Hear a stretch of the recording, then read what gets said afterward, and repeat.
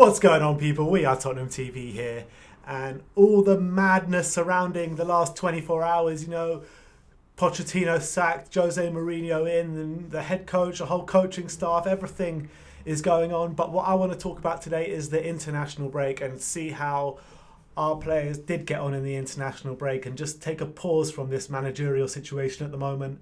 And let's get straight into it. Let's just have a scan over the international games and see how our players did get on. And we'll start with England. England's first game was against Montenegro and they won 7-0 with Harry Kane scoring a hat-trick and Winks playing 90 minutes.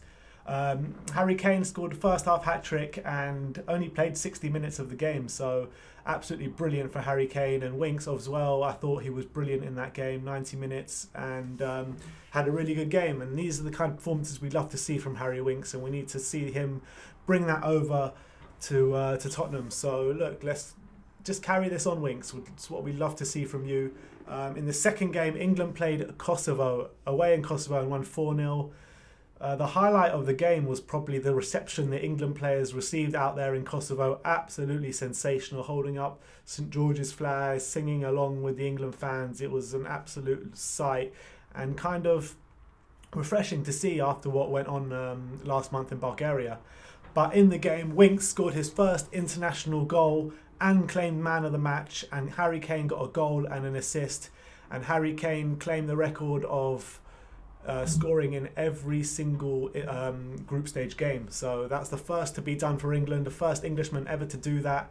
Not only did he do that, but he equalled the record for most goals in a calendar year by an England player, which is 12 goals. So well done for Harry Kane on that. And you come back to Tottenham and show Jose Mourinho what you're all about. Moving on to the next country, we move to Denmark. Denmark, in their first game, they beat Gibraltar 6-0 with Christian Eriksen scoring 2 goals.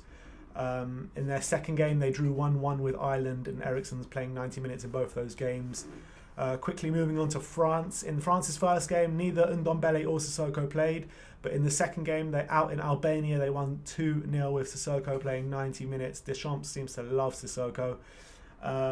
But going on to Belgium, in their first game they won 4-1 away to Russia. Toby Alderweireld playing 90 minutes, and in their second game they won 6-1 against Cyprus with Toby Alderweireld playing 90 minutes yet again.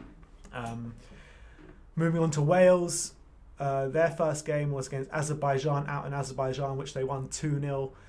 Ben Davies playing 90 minutes, and in their second game, which was a pivotal game in their group, they secured qualification with a win in that game against Hungary with Ben Davies playing 90 minutes again with 2 clean sheets for Ben Davies, and congratulations to Wales for qualifying. Moving on to the last European team that had any of our players in is Republic of Ireland, who won 3-1 in a friendly against New Zealand with Troy Parrott playing 60 minutes for his full international debut. So congratulations to Troy Parrott. Let's hope he can come back to Tottenham and knuckle down and see a few minutes under Jose. But moving on to outside of Europe, we'll start with South Korea.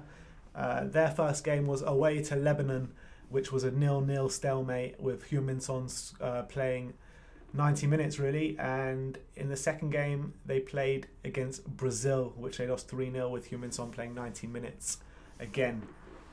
Going on to Colombia, Colombia beat Peru 1-0 in their first game with Davinson Sanchez playing 90 minutes and completing a clean sheet.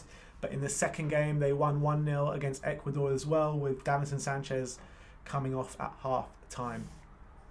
And finally, the last game we're going to talk about is Brazil 0, Argentina 1, with Juan Foyth playing 90 minutes at right back for Argentina and Lo Celso coming in for the last half an hour. So it's a busy international break. Not many scorers for Tottenham except for Harry Kane, but I think it was a productive international break, especially for Ben Davies.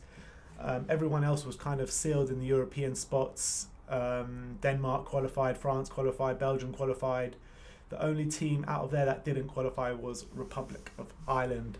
But there you have it. That's how our players got on the international break. A nice little break for us as well about talking about Mourinho and Pochettino and what have you. Stay peeled because we're going to bring out a video of our thoughts of the whole situation regarding Pochettino and Mourinho. Like, subscribe and comment and tell us how you thought our players got on the international break. And as always, Come on, you Spurs.